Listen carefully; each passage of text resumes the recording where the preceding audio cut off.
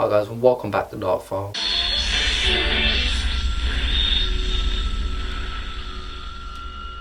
Now I know what you're thinking, Shaden, what on earth is that? It's a new setup. I wanted to go for a more modern and more advanced setup, so I decided to buy a green screen. Now every time I talk about something, I'm going to be putting something on the back so I can talk about it and show you guys at the same time without editing and putting the video in while I'm talking at the same time. So as I was saying, today we're going to be talking about mysterious disappearances. Now some of you may have fears about people going missing or family members also. I do. I don't really want anyone going missing in my family. That's probably one of my biggest fears. So yeah, this is going to be great for you and me. So we're going to kick it off with a disappearance that took place in 1988, and this is from a girl called Tara Calico. On the 20th of September 1988, a 19-year-old girl called Tara Calico had left her home in Belen in New Mexico and decided to go on a bike ride on Highway 47. But since she left, she or her bike was never seen again. Her case went wide until the 15th of June 1989, until a lady found a Polaroid camera in the local car park outside the convenience store in Port St. Joe in Florida. But a white van had previously been parked there and in the exact spot where the Polaroid camera was found. And what was found in the camera was a disturbing photo of a teenage girl and the boy gagged and tied up in the back of a van.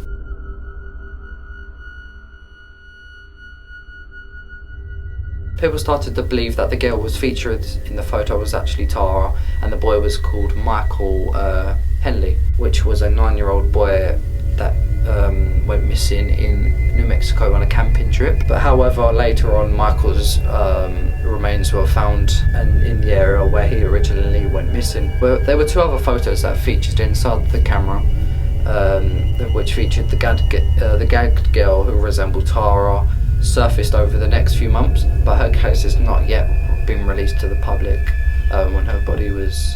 when this whole photo was found. A few years later, Valencia County Sheriff began to believe that she was killed the day that she had disappeared, when two local residents accidentally hit her by the car / truck and had disposed of her body, but the sheriff had insufficient evidence that they have done this, and had insufficient evidence to back up his arrest. But if this theory is true about the girl getting hit by the truck and the car or whatever, then what's the story behind the girl in the photo and the boy in the photo in the back of the van? Now this one is probably one of the most famous disappearances global. Now this is the strange disappearance of Flight 370. Now Flight 370 went missing on the 8th of March 2014 en route from Kuala Lumpur to Beijing with 239 people aboard. At 5:19 p.m. on the night of its disappearance, Lumpur radar contacted the plane as it was leaving the Malaysian controlled airspace to instruct them to make contact with the air traffic controllers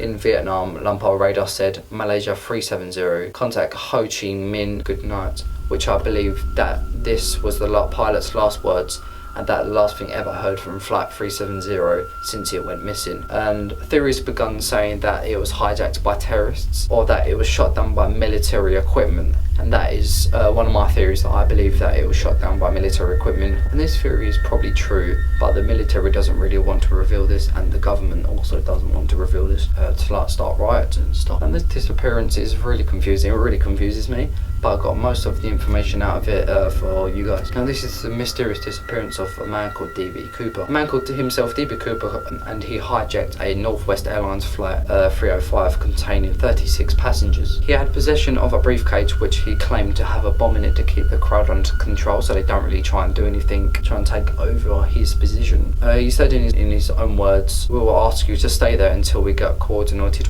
with our friend in the back." The pilot then told the control tower after they have landed in Seattle. Once $200,000 and several parachutes were delivered per request from Cooper, he demanded the pilot to fly him to Mexico. Strangely, he asked for the rear door to be open of the plane, to be unlocked, for the plane to fly low and slow. When you request for the plane to fly low and slow, radar and the detection of the plane would be unknown, and you wouldn't really be able to detect it. I think it'd be more of a harder way to see a plane in radar, and they don't really want to be detected. So there was clearly a plan, although officials did not realise themselves until it was too late. But when the plane flew to Reno, Valentino Nev Cooper then parachuted into the night sky. So what I can see from this case is that he did all this to probably deliver something to somebody in Mexico, or something to do with gangs and mobs and stuff.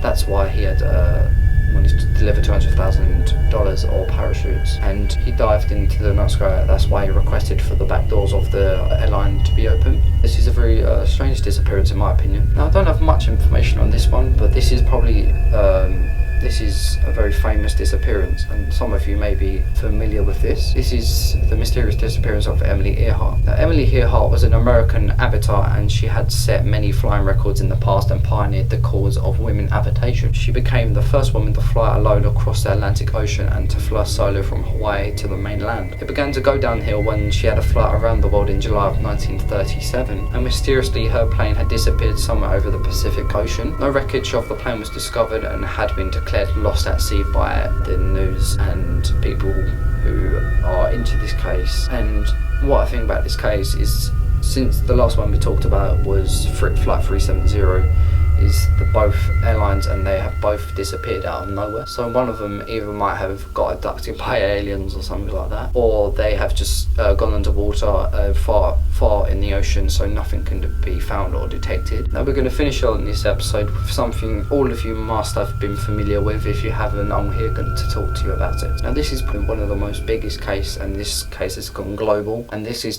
the disappearance of Madeleine McCann. Madeleine was on holiday from the UK with her parents Kate and Jerry McCann, with her 2-year-old siblings and a group of family friends and their children. She and the twins have been left at an apartment asleep at 8:30 in the ground floor apartment, while the McCanns and friends dined in a restaurant 55 metres away from where the children were staying. The parents checked on the children throughout the evening until Madeleine's mother discovered that Madeleine was missing at 10 o'clock. Over the following weeks, particularly after misinterpreting a British DNA analysis, the Portuguese police came to believe that Madeleine had died in a car accident in the apartment and that her parents have covered it up.